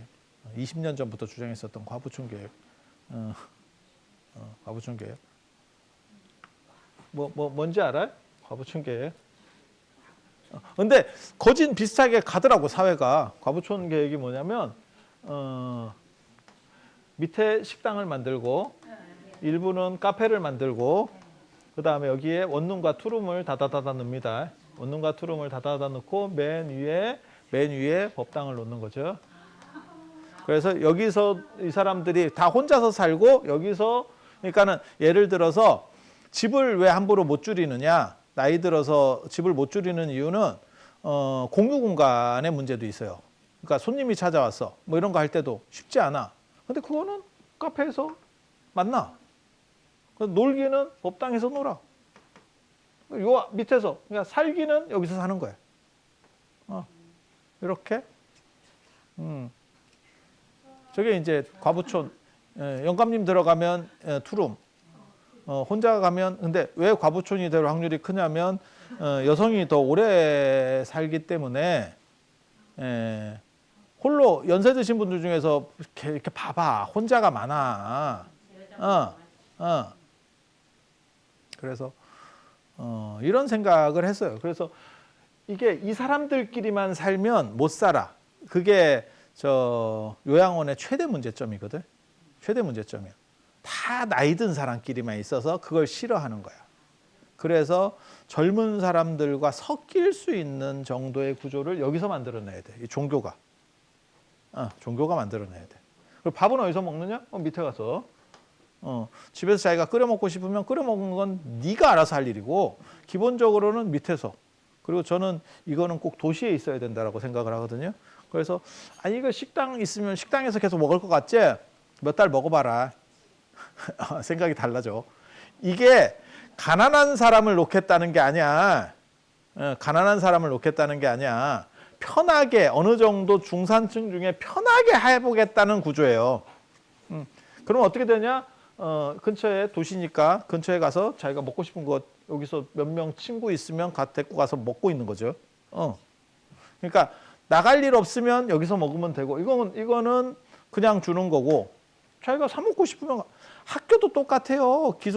저도 기숙사 생활해봤는데 옛날에 기숙사 비용에서 밥값이 굉장히 많이 남거든. 넉 달이면 마지막 4달째 되잖아. 애들 반도 안 나와요. 반도 안 나와. 대학 같은 경우는 그러면 걔가 거기서 안 자느냐? 잡니다. 안 나옵니다. 2달째부터 안 나와. 그걸 학교가 정확하게 알아. 그래서 그게 밥값 띄어 먹는 그게 비중이 상대적으로 커. 알아. 그 수치를 대충 이렇게 그래프를 알아. 그래서 아예 식자재를 적게 산다니까. 그러니까 여러분은 여러분 자녀한테 기숙사비를 밥값을 다 계산해서 줘. 그거 뭐 빼고 할 수는 없으니까 다 계산해 주는데 얘는 알아. 학교는 인지하고 있다니까. 여기서부터 흑자 구간이다. 밥값이 많이 남는다. 아니 진짜야. 그래서 이런 구조를 만들어줘도 나가서 사 먹을 수 있어야 된다고 생각합니다. 그래서 그러니까 뜻이 맞는 사람들 이렇게 해가지고 자기 몇 명은 왔다 갔다 할 수도 있겠지. 하지만 외부에서 아들이 오거나 뭐 오면 여기서 만나는 거야. 이거는 공간이 짧으니까 그래 되겠어. 무슨 뭐 원룸이나 투룸에서 무슨 궁상 떨 일 있어. 그러니까 그냥 자기 청소하기 편하게 이렇게 해서 딱 살고 끓여 먹고 싶으면 거기서 그냥 끓여 먹는 딱 원룸이 그렇게 돼 있거든. 예, 그래서 그렇게 살다가 놀기는 여기 가서 놀고 밥은 여기서 먹고 외부인은 여기서 만나고 그래서 제가 저 생각을 했는데 지금 아파트도 이렇게 1층에서 밥 주는 아파트가 나온다던데 똑같은 생각하고 있는 거야. 그러니까 나름 비슷한 생각을 하고 있는 거야. 근데 뭐가 있냐면 사람들 간의 소외, 단절. 제가 계속 생각하는 문제 중에 하나가 제가 금강경 봉창기도 할 때도 계속 그 얘기를 생각하거든. 그 생각을 가지고 있는 거거든. 연세 드신 분들은 새로운 사람을 만나기가 어렵다. 그래서 공동의 목적을 가진 사람들이 서로 만나서 어떻게 보면 새로운 인연을 맺을 수 있는 구조가 돼야 된다. 그래서 내가 이게 지금 아직도 자리가 안 잡혀서 그런데 제가 차장들에게 계속 얘기하는 게 자기가 아는 사람들을 한 차 중심으로 하고 그 다음에 그게 계모임 같이 움직이면서 다른 데도 다니고 네가 뭐 예를 들어서 성지순례를 가든지 뭘 하든지 하면 계속 그렇게 하는 거예요. 그러면 그 돈은 누가 되냐? 걷는 거요. 걷는 거요. 그러면 이거는 공짜냐? 이거 다 돈 내는 거야. 돈을 안 내면 그걸 어떻게 유지해? 그런데 요양원하고 다른 점은 뭐냐면 여러 사람들이 섞여 있고 집단화되어 있다는 거죠. 이게 어느 정도 이상 가구 수가 돼야 아마 식당이 돌아갈 거예요. 식당이 돌아갈 거예요. 그러니까 공동체에 대한 생각을 하는 거죠. 이게 가족이 해체되기 전에는 이 공동체가 필요가 없었어요. 왜? 가족이 그걸 케어했거든. 자식이 했다고, 자식이 막말로 얘기해서. 그리고 자식이 할 수 있는 이유는 자식이 이렇게 있었잖아. 이게 이렇게 가니까 이 중에서 이제 나 같은 이렇게 삐뚤어져 나가는 놈도 있고 그래도 충분해. 근데 지금은 이게 이렇게 줄고 있잖아. 그러면 이거를 얘가 쥐고 있을 수가 없어요. 이렇게 돼 있으면 지금도 우리 주변에 있거든. 제 주변에도 그런 사람이 있어. 그러니까는 상태가 안 좋은데 시어머니가 상태가 안 좋은 거야. 시어머니가 상태가 안 좋은 거야. 근데 시아버지는 특히 이제 돈 좀 있는 사람들이 더 심해. 나는 눈에 흙이 들어갈지언정 자식들이 있는데 어디 요양원에 보내느냐. 시설 그거 안 된다. 너희들이 해라. 그러면 자식들도 이미 나이가 많거든. 환갑이 넘었거든. 그러면 차라리 돈을 내고 조금 뭐 이렇게 좀 사람을 사는 게 어디 자식이 있는데 그게 말이 되느냐. 그러면 이제 또 자식들끼리 싸운다고. 그거 이제 딸들은 그렇게 얘기하지. 그거 언니가 해야 되는 거 아니야? 언니 입장에서는 내가 왜 뭐 이제 서로 그러니까 차라리 방위비를 내라. 가능해. 차라리 돈을 얼마씩 내라면 가능해. 근데 그것도 가능한 이유는 자식이 많으니까 가능한 거예요. 이게 이렇게 가는 상황에서 이거 Y자로 가잖아요. 방위비 못 냅니다. 저걸 어떻게 내? 그러면 자기 번 거를 다 갖다 메꿔도 저게 안 되는데. 그러니까 이게 사회적 문제거든. 사회적 문제거든. 그리고 여러분은 지금 이미 이 구간 안에 들어와 있어요. 원튼 원치 않든. 그래서 그거를 공동체가 해결할 수 있다라고 생각하고 그 공동체가 종교 공동체라고 생각하는 거예요. 요양원은 다 비슷한 사람들의 나이 든 사람만 있어서 서로 짜증이 난대. 그래서 이게 젊은 사람도 섞여 있고 남자도 섞여 있고 여자도 섞여 있고 별난 놈도 섞여 있고 그러니까 사람 꼴을 볼 수 있어야 돼. 정확하게 말하면. 다 내 뜻대로 다 하려면 그거는 내가 무지하게 좋은 환경을 내가 구축해 놨으면 돼. 그러니까는 내가 돈이 엄청나게 많으면 싫은 꼴 안 보고 살면 돼. 그리고 주변에 사람이 붙어 있어. 왜? 나 뜯어먹으려고. 근데 내가 그 정도까지 아니면 사람 꼴을 보면서 어차피 살아야 돼. 이 공동체 만들어지면 별로만 생길 것 같아? 별놈 다 있다. 조계사 가봐. 거기가 지 땅인 줄 알아. 방석 자리가 자기 자리래. 이게 무슨 개떡 같은 소리요. 쥐가 뭐 등기를 해놓은 것도 아니고. 많아요. 왜? 내가 20년 동안 거기서 그 자리니까 내 자리. 나중에는 권리금은 안 받는데 자기 빠지면서 양도 한다. 이거 너 여기 있어. 이게 무슨 개똥 같은 소리냐고 할지 모르지만 있어. 오래된 절들 대부분 다 그런 게 있어요. 그래서 재밌는 거죠, 이게. 그래서 공동체가 이거를 해결할 수 있다라고 생각하고 그거를 전국적으로 이렇게 갈아서 한번 실험을 하고 있는 게 사실은 금강경 봉창기도예요. 그리고 유형적으로 이거를 집 같은 거를 하나 만들어 보고 싶은 거야. 집 같은 걸 만들어 보고 싶은 거야. 그러면 법당, 그리고 이게 법당도 하나만 있어서 될 게 아니고 여기 중간중간에 짱 박히는 공간, 이게 굉장히 중요해요. 여기도 지금 이게 조금 내가 이게 평수가 적어서 방법이 없었는데 사람들이 원하는 거는 짱 박히는 공간, 자빠져 있는 공간 되게 좋아합니다. 그래서 저는 입식에 대해서 약간 관점이 달라. 그러니까 법당 같은 데는 입식이 좋을지 몰라도 의자 공간이 오래 있기가 힘들어. 의자가 바로 앉아 있을 땐 좋은데 이렇게 보면 이제 조금 이제 절에서 이제 문대는 사람들은 나만 없으면 자빠져 있다. 뭐 방석 이런 거를 이용해서 아니 나는 그게 잘못됐다는 생각을 안 해요. 저는 잘못돼 있다는 생각을 안 해. 그러면 오래 있으면 그러면 집에 왜 안 갑니까? 집에 가봐야 아무것도 없는데? 거기서 그냥 이런저런 사람 만나서 그래서 이 공간도 한 2개는 있어야겠더라고. 그래서 제가 지금 울산에다가도 저거를 따로 분리를 시키려고 하거든. 왜? 그 폐가 아닌 사람이 걸리면 그 사람은 거기 못 들어가. 그 방에 못 들어가. 그 팀의 리더들이 있다니까. 그래서 폐가 갈려도 자빠질 수 있는 여러 개를 만들어야겠다라는 생각을 해요. 그래서 울산 같은 경우는 여름에 전기료 더럽게 나오죠. 에어컨 다 틀어놓고 그냥 계속. 근데 그게 좋은 거예요. 그러다가 당신들 배고프면 뭐 시켜 먹고 뭐 이러고 있는 거예요. 그래서 앞으로는 그 비율이 훨씬 더 커질 거라고 생각해. 그리고 가오 잡다가 이런데 못 하잖아. 못 타고 그러잖아. 그래도 내가 어느 정도는 뭐 이렇게 위치가 있는데 이러면 너 진짜 독거노인 된다. 빨리 항복하고 내려놓고 저도 좀 껴주세요. 이거 들어가야 돼. 아니야 진짜야. 아니면 애들이나 진짜 죽사게 볼 생각 하든가. 애기들 볼 생각 하든가. 근데 애 보는 것도 그 문제가 크잖아. 보통 일 아니거든.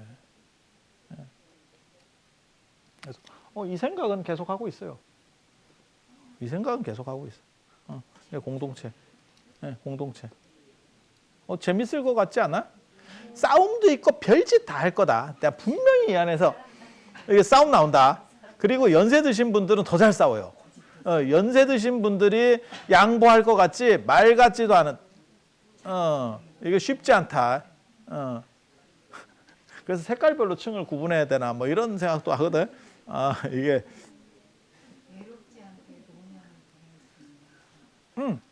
그 생각을 하는 거예요. 그리고 힘들지 않아야 되고 있을 수만 있으면 사실 저는 어른들이 근력 운동하라고 말씀을 드리는 사람이기 때문에 옆에 뭐 헬스장도 갖고 이게 다 도시 안에 있어야 돼. 도시 중앙에 있어야 돼.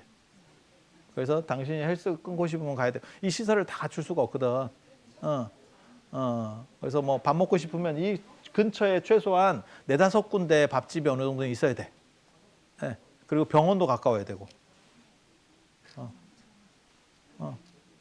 그렇게 해서 그냥 가족을 보고 갈 수 없어. 그래서 이 시설이 괜찮을 거라는 생각을 해요. 근데 이제 이거의 최대 단점이 뭐냐면 처음 모집했을 때는 그런데 전체가 늙어갔을 때 어떻게 처리할 거냐. 이게 그러니까는 60, 70, 80이 들어오면 문제가 없는데 다 60대가 전부가 들어왔어. 60대에서 70대 초반까지 전부가 들어왔어. 20년 지나면 너 어떻게 처리할래? 어떻게 처리하면 되는지 아세요? 증축하면 됩니다. 유일한 방법은 그거밖에 없는 것 같아. 유일한 방법은 그거밖에 없는 것 같아. 그래서 저는 이런 데 관심이 되게 많아요. 그래서 정 가난한 사람은 사실은 방법이 없어. 미안한 얘기인데 이건 진짜 슬픈 얘기인데 방법이 없어. 그거는 해결 방법이 없어. 근데 어느 정도 되는 사람들도 지금 그러니까 제가 얘기하건대 제가 단언하건대 100억 정도 쥐고 있어서는 그 독거노인 현상을 못 피합니다. 한 1000억 쥐고 있으면 괜찮아. 그 정도까지 한번 달려보든지. 100억 정도로는 쉽지 않아. 왜? 자식 띄워줘야 되고 뭐 이렇게 자식도 다 생각하고 있다. 내 거가 얼마 정도는 오겠다. 뭐 생각 다 있다.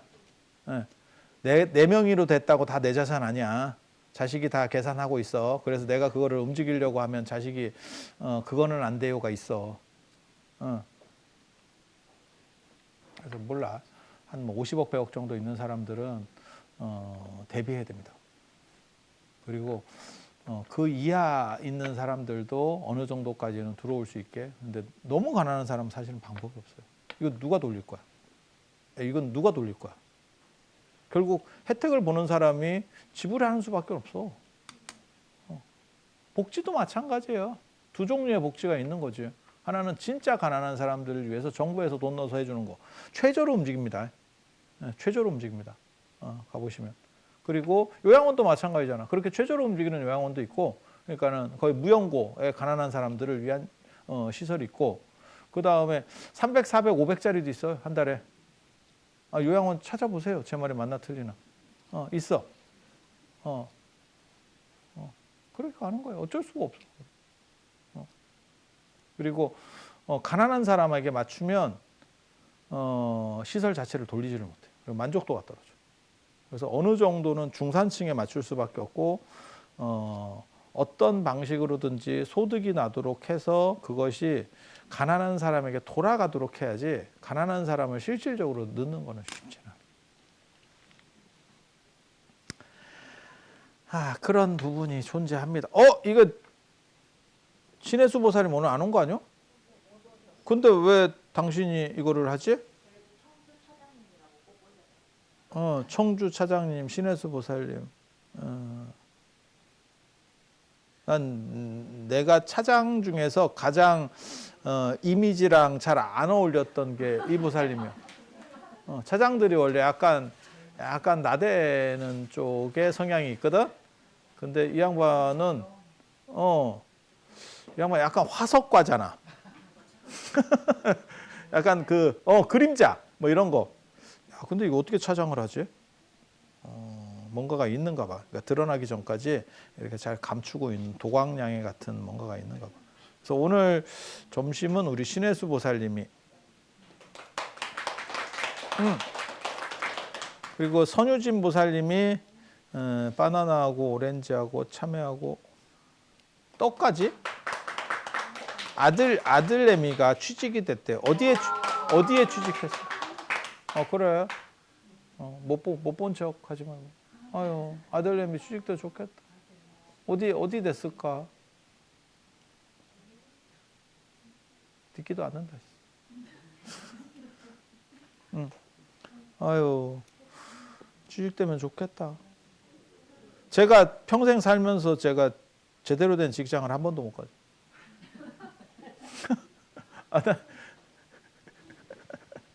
내가 직장을 가져봤냐? 뭘 해본 게 없어요.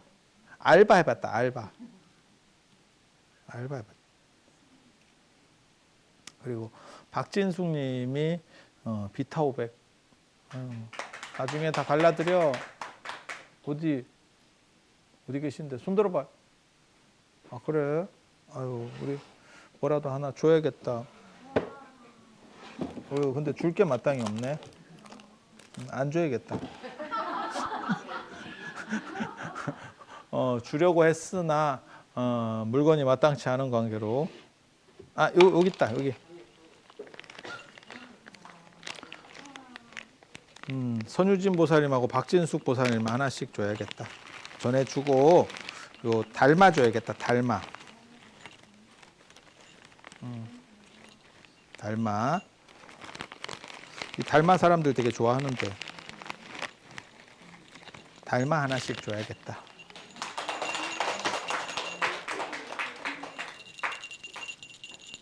모든 원하는 거를 잘 이룰 수 있는 우리 빨간 달마.